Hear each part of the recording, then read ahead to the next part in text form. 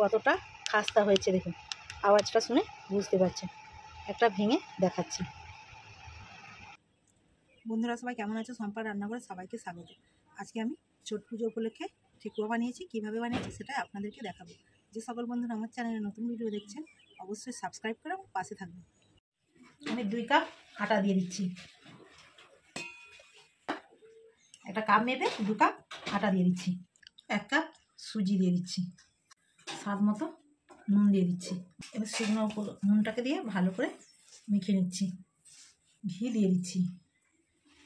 ঘি দিয়ে ভালো করে ময়ামটা করে নিচ্ছি। 2 চামচ ঘি নিয়েছি। আমি একটা ডালা ঘি নিয়েছি। এই ঘিটা গোলানো হলে অনেকটাই হবে। এই ঘিটাকে দিয়ে ভালো করে ময়ামটা করে নেব।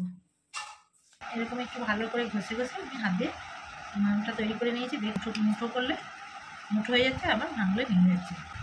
আমি ড্রাই কোকোনাট নিয়েছি, 2 চামচের মতো দিয়ে দিচ্ছি। আপনারা চাইলে নারকেল কুচি দিতে পারেন। চীনাবাদাম দিয়ে দিচ্ছি আর আমন্ড বাদাম দিয়ে দিচ্ছি। গাছের দানাগুলোকে একটু গুঁড়ো করে নিয়েছি, দিয়ে দিচ্ছি। আর যে কাপের মেপে আমি 2 কাপ আটা আর 1 কাপ সুজি নিয়েছিলাম, এবার 1 কাপ চিনি দিয়ে দিচ্ছি। সব শুকনো উপকরণগুলো ভালোভাবে মিশিয়ে নিচ্ছি। ভালো করে সব শুকনো উপকরণগুলো মেখে নিয়েছি। এবার আমি অল্প অল্প করে জল দিয়ে একটা শক্ত ডো তৈরি করে নেব।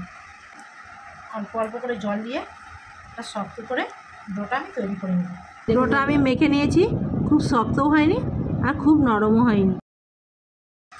সমান করে নিচ্ছি। পিঁড়ির মধ্যে নিয়ে এভাবে করে পিস কেটে নেব।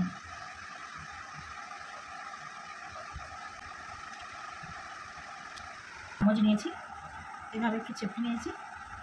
একটা ছোটো চামচ নিয়েছি, এইভাবে কেটে দিলে আবারও একটা ডিজাইন করে দিচ্ছি। দেখুন বন্ধুরা, আবারও একটা ডিজাইন আমার তৈরি হয়ে গেল।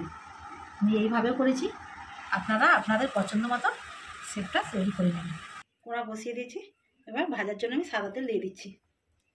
ঠেকুয়াগুলো আমার তৈরি করে নিয়েছি, এবার ভেজে নিই। হালকা গরম হয়ে গেছে, এবার ঠেকুয়াগুলো দিয়ে দিচ্ছি।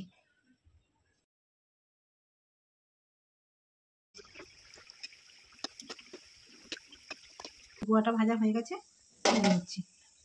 ঠেকুয়াগুলো একবারে দিলে ভেঙে যেতে পারে, তাই আবারও একবার ভেজে নেব। ঠেকুয়াটা উল্টিয়ে নিচ্ছি।